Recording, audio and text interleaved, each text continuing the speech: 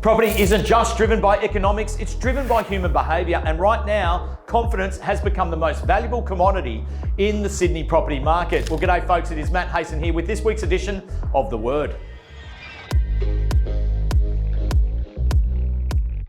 Every week we're bombarded with headlines, forecasts and opinions about where this property market is heading. Economists, well, they have them, banks have them, commentators have them, and everyone at the local cafe has one as well. But after more than 30 years in real estate, I've learned something that I believe many of those forecasts tend to overlook. Property, it isn't just driven by economics, it's driven by human behaviour. Now, the data tells us what's happened, but it doesn't always explain why. And that's where experience matters, not because experienced agents have all the answers, but because we're immersed in thousands of conversations every week with buyers, sellers, investors, business owners, young families, and retirees. We don't simply analyse the market, we watch people react to it. And after years of watching these market cycles, we recognise something incredibly important. Markets don't change overnight, but confidence certainly does. And sometimes only slightly, yet even the smallest shift in confidence can completely alter buyer and seller behaviour.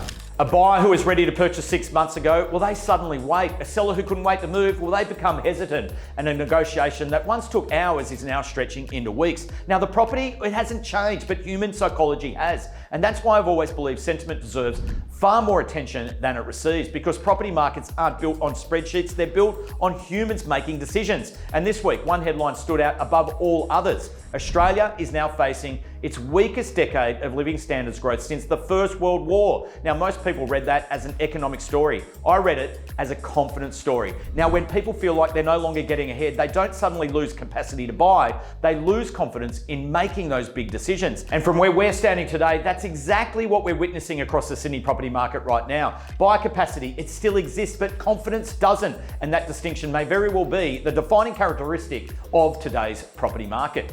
If confidence is now the defining force shaping the property market, then that broader economic backdrop begins to explain why. Now, we're not looking at one isolated statistic. We're looking at a collection of indicators all pointing in the same direction. The Westpac Melbourne Institute Consumer Sentiment Survey is sitting at just 83.9, placing it amongst the lowest readings of the past 50 years. Australia's productivity is amongst the weakest in the OECD, and living standards are now tracking towards the weakest decade since World War I. Home ownership in Sydney has fallen to its lowest level since the 1950s, and new home loan demand has fallen 14% in June, accelerating from the May decline. Individually, each statistic tells part of the story, but collectively they explain why confidence has become so fragile. And when confidence weakens, property markets feel it instantly, and that's exactly what we're seeing across the Sydney market right now. Now, last week in the AFR, they reported a headline: Sydney's auction market is now performing worse than it did during the pandemic, and they are right. But from where we're standing, that story didn't begin last week. It's been unfolding since late March. On March 29, Sydney's auction market